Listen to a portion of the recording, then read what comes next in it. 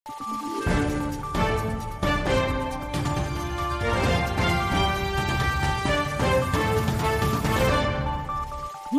araw, Pilipinas! Ito ang Valiente News hatid sa inyo ng Office of the Vice President. Good news! Patuloy po ang paglago ng mga negosyong sinimulan ng Magnegosyo Today grantees mula sa Panay and Negros Islands. Ang kanilang nakaka-inspire na kwento, saksihan natin sa ulat ni Jera Gomez. Puno ng paninda ngayon ang sari-sari store ni Nanay Girlie mula sa Barangay Zone 4A Doña Enrica sa Talisay City sa Negros Occidental. Ang nanay ay kabilang sa mga panibagong Magnegosyo Today grantee ng tanggapan. Ang programa ay isa sa mga flagship program ni Vice President Inday Sara Duterte na layuning magbigay ng oportunidad sa mga Pilipinong nais maging produktibo at magkaroon ng negosyo.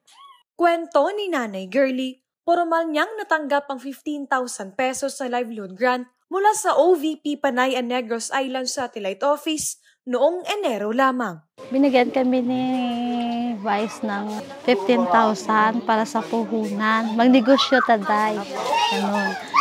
So, grab namin kasi kailangan namin nun. Laking tulong yung binigay niya sa amin. Nung nag-start kami talaga nung binigyan kami ng Magnegosyo Today. Saad ni Girlie, malaking tulong sa kanilang pamilya ang sinimulan na negosyo. Dito kasi kinukuha ang pambaon ng kanyang 3 anak at maging ang ibang pangangailangan ng kanyang bunso na may karamdaman. Yung araw-araw ko, mga nasa... Kasi pag nakabenta ako, binibili ko na naman agad pag yung kulang, para ma-rolling ko talaga. Oo, sa kanila sa eskwelahan, baon araw-araw, pagkain nila. Tapos minsan, mabibili ko ng gamot. Para sa inang si Girlie, panibagong pag-asa ang dala ng MTD program para sa mga Pilipino. Sobra, malaki. Malaki talaga sa amin itong puhunan para sa mga anak ko, sa pamilya ko, sa gamutan ng anak ko. Wish ko po na sana tuloy-tuloy pa rin yung tulong para sa taong bayan. Always po namin pinipray na lahat ng mga problema, makakayanan niya. Strong naman si Inday, di ba? Si Ezekiel kasi palagi nagpipray. Kaya niyo po yan lahat, di ba? Kaya patuloy lang at laban lang po. At nandito naman po kami, nagsusuporta sa kanya. Mahal pa namin siya.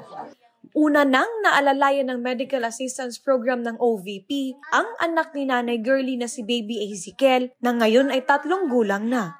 Simula dito sa lip hanggang sa cliff, sa loob ng alang-alang niya. Tapos yung yung pisat sa puwet niya.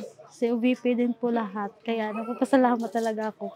Okay na siya, tapos na ng operation niya. After siguro by June, baka pwede na siya daw maoperahan ulit. Power closure na. Mula rito sa Talisay City sa Negros Occidental, ako po si Jera Gomez. Lahat para sa Diyos, bayan at pamilyang Pilipino. Valiente News. Ilan pa sa mga naging MTD beneficiary mula sa Panay and Negros Islands kilalanin ang kanilang naging sekreto upang mas mapalago ang kanilang negosyo. Sabay nating alamin sa susunod na episode. Ako po si Claudette Loreto para sa makabuluhan, naninindigan at matapang na mga ulat at impormasyon. Maraming salamat.